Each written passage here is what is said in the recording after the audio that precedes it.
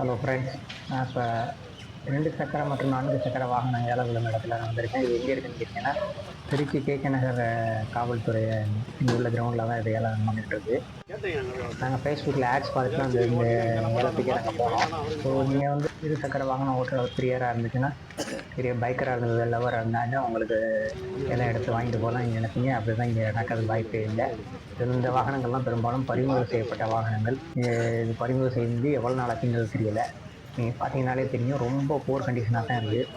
பார்த்ததுலேயே நாங்களே filter out பண்ணி இங்கே இருக்கக்கூடிய எக்ஸ்பர்ட்ஸ்லாம் அவங்களுடைய ஐடியாஸ்லாம் கேட்டு பார்த்தீங்கன்னா ஒரு 3 வண்டி தான் தேரும்.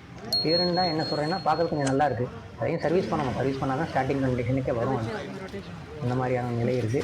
நீங்கள் இந்த மாதிரியான ஏலத்துக்குலாம் போனால் ரொம்ப கவனமாக போங்க. நீங்கள் மெக்கானிக்ஸோ இல்லை வாங்கி ரீசேல்ஸ் பண்ணுற வர இருந்துச்சுன்னா தான் உங்களுக்கு ரொம்ப மச் யூஸ்ஃபுல்லாக இருக்கும். இல்லை நீங்கள் வாங்கிட்டு டேரெக்டாக போய் ஏலத்தில் எடுத்து நம்மளை வாங்கி ஓடிட்டு வந்துடலாம் மட்டும் நினச்சி போயிடாதீங்க.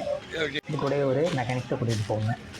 இங்கே வந்து 4 வீலர் ஏலம் நடந்துச்சு. அந்தோட வண்டி கண்டிஷனை இங்கே பார்த்துட்டு இருக்கீங்க. அதுவும் புவர் கண்டிஷன் தான். ஸ்டார்டிங் கண்டிஷன் கூட இல்லை. ஸ்டார்ட் பண்ணுறதுக்கு நம்ம ஸ்டார்ட் கண்டிஷன் வர்றதுக்கு நம்ம வந்து சர்வீஸ் பண்ணணும். எல்லாமே பறிமுதல் செய்யப்பட்ட வாகனங்கள்.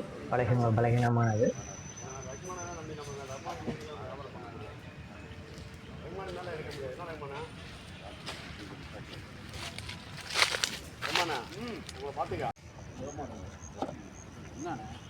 அதை திறந்து விடனேன், அங்கே தான் திறந்தேன். இது வந்து உனக்கு அல்மனை வாழ்ற தலையில் வச்சேனாக்கா அப்போ லோ மாடலான ஏல தான் போட்டிருக்கு. தெரியல என்ன ஒரு வியாபாரி. பண்ணுங்கள், சப்ஸ்கிரைப் பண்ணுங்கள், கமெண்ட் பண்ணுங்கள், உங்களுடைய எக்ஸ்பீரியன்ஸ் நீங்கள் ஷேர் பண்ணுங்கள். சொல்லுங்கள்